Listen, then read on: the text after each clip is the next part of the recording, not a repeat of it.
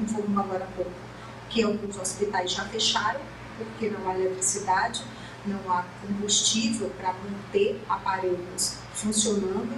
Em alguns hospitais, os que ainda estão funcionando, Amadeu, o racionamento de água, para a gente ter uma ideia da situação, eles estão oferecendo, eles podem disponibilizar 300 ml de água por paciente por dia nos hospitais que ainda funcionam na faixa de Gaza, Amadeu. E vamos agora falar sobre a diplomacia na ONU.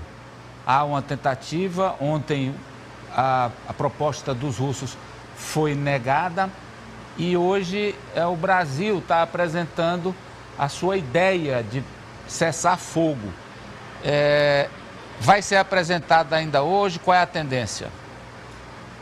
Pois é, a votação foi adiada, a proposta do Brasil foi adiada, deveria ter sido votada ontem, será votada hoje, na sede do Conselho de Segurança da ONU, que é em Nova York. É um momento importantíssimo para o governo brasileiro, momento importante para a diplomacia do Brasil. O Brasil preside aí o Conselho de Segurança da ONU. Então, a gente elaborou aí, Amadeu, uma cartela para a gente ver qual é essa proposta do Brasil. Quais são os pontos fundamentais da proposta do governo brasileiro para a guerra entre Israel e Hamas. Então, o governo brasileiro condena, e atenção, isso é importante, essa frase, os ataques terroristas, palavra importante, atrozes do Hamas, Israel.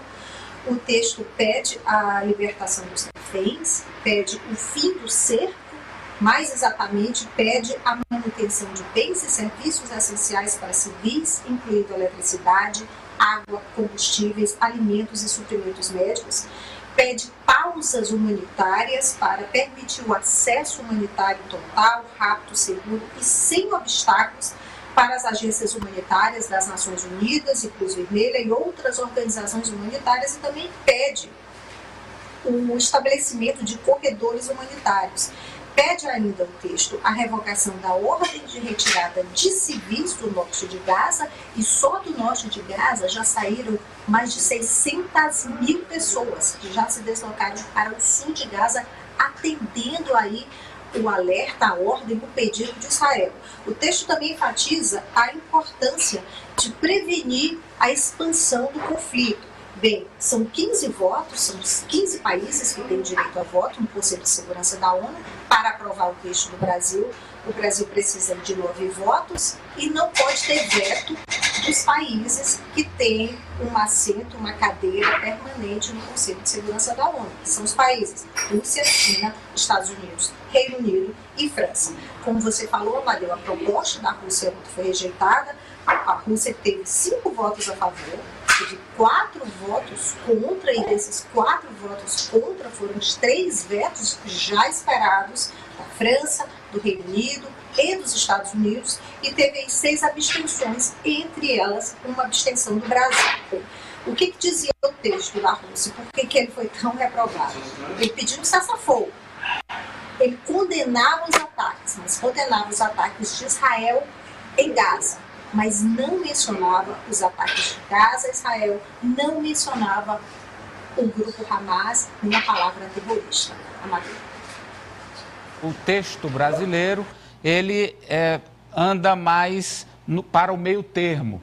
O texto russo era muito palestino, esse vai mais ao meio termo, como, aliás, é da tradição e da história da diplomacia brasileira. Socorro, agora você traz em manchete uma notícia terrível, quer dizer, preocupante, né? Eu vou falar terrível porque ainda não se verificou na prática. Mas se acontecer, as consequências serão horrorosas. Olha aí, Ari, a manchete. Faz alerta sobre ação preventiva contra Israel e aumenta o temor por uma guerra expandida. O Irã, que já ajuda o Hamas, financia também o Hezbollah e é inimigo de Israel. O mundo teme, né, Maria? Essa ameaça foi divulgada hoje pela TV estratégica do Irã. O Irã disse que vai fazer, breve, vai fazer em poucas horas, o chamou de uma ação preventiva contra Israel. O que é essa ação preventiva? Poucos detalhes pelo ministro das Relações Exteriores do Irã, disse que todas as opções estão abertas para a chamada Frente de Resistência responder aos crimes de guerra de Israel. Disse mais que essa frente de resistência é capaz de travar uma guerra de longo prazo com o inimigo. A frente está preparada para uma guerra longa contra Israel. Só que foi apenas isso, exatamente o que o mundo teme, mas não sabe exatamente o que o Irã está planejando. Esse termo de frente de resistência lembra um outro termo que já é conhecido, que é o eixo de resistência. E esse é uma aliança contra Israel, é uma aliança aí do Irã, da Síria, do Hezbollah, que é libanês, de militantes palestinos e de outras facções, essa aliança contra Israel. O líder supremo do Irã, Ayatollah Ali Khamenei, já negou várias vezes a participação do Irã nos ataques de 7 de outubro de Israel, e ontem o presidente do Irã, Ebrahim Raisi, disse que embora o Irã apoie a Palestina, todas as decisões dessa frente de resistência são decisões independentes, ou seja, essa frente de resistência tem decisões próprias. Amadeu. Pelas informações, pela participação, Socorro Sampaio, ao vivo de Viena, na Áustria. Obrigado, Socorro. Até amanhã. Até amanhã. Eu quero saber aqui rapidamente de vocês sobre essa votação de hoje. João, a diplomacia vai finalmente dar as caras nessa guerra? E o texto brasileiro pode ser aprovado? Muito complicado por causa do poder de veto dos 5 membros NATO, né? Estados Unidos, França, China e Rússia. O que acontece, Amadeu? O principal aí é que Israel não pode parar agora. As pessoas acham que só os muçulmanos têm dogmas e têm preceitos. Os israelenses também têm.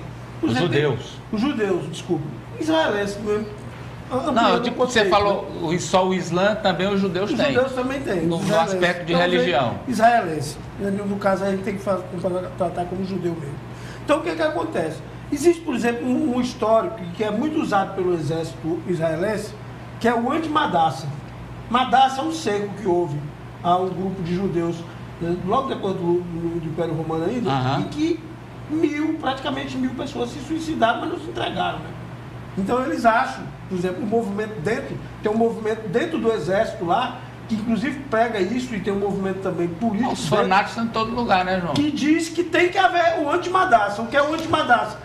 Qualquer morte tem que ser vingada e não se render. Tá entendendo? Então olha existe só, um movimento violento. Morreram 1.400 de um lado, já vai com mais de 3.000 do outro lado. E o movimento lá é para se ampliar. Acha que é para ir para quanto? É o que eu estou dizendo.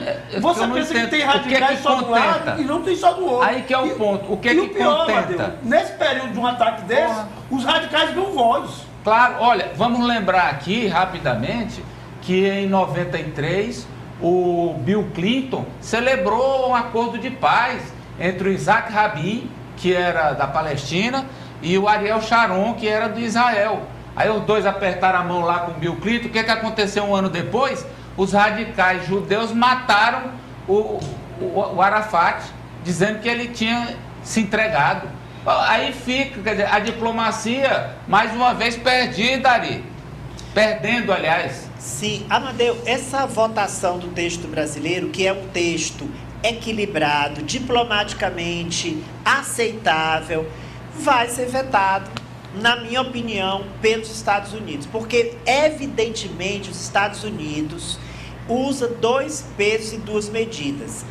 A gente viu reiteradamente aqui no programa, inclusive, a Socorro trazer que o presidente americano Joe Biden estava denunciando crimes de guerra cometidos pela Rússia em cidades ucranianas, que tinham matado civis indistintamente, tinha atacado hospitais, atacado escolas. Então, a regra de violação à lei internacional valia para a Rússia. Ok, os Estados Unidos estavam corretos.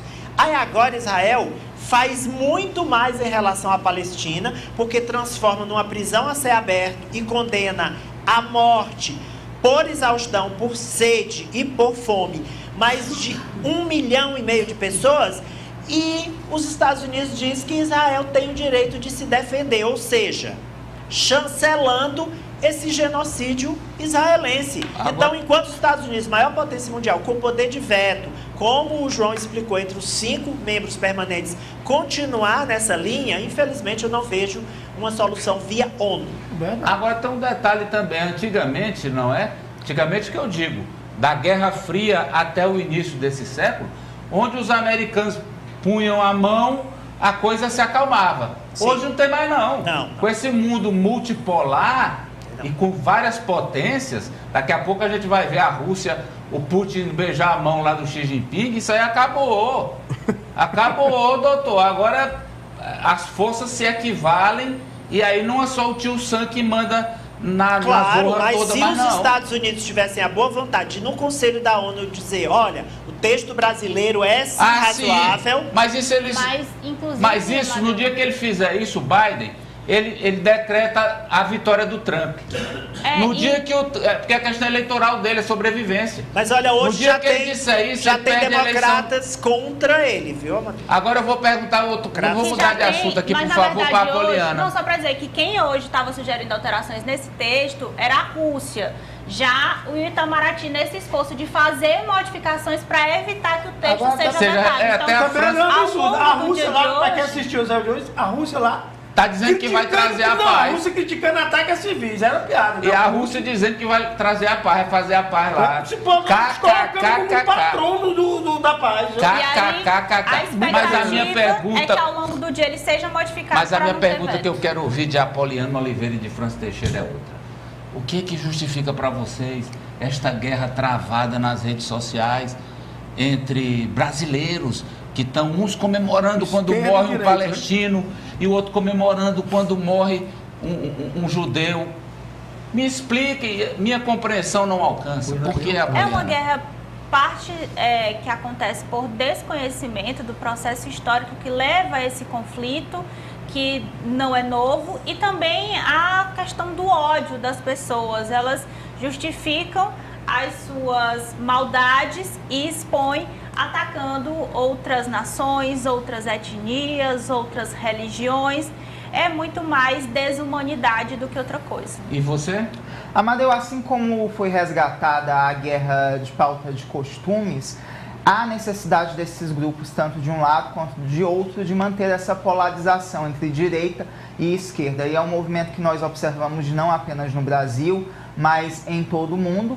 E as pessoas, por desconhecimento, acabam tomando um lado ou outro sem se preocupar com os civis, com os inocentes que estão tanto em Israel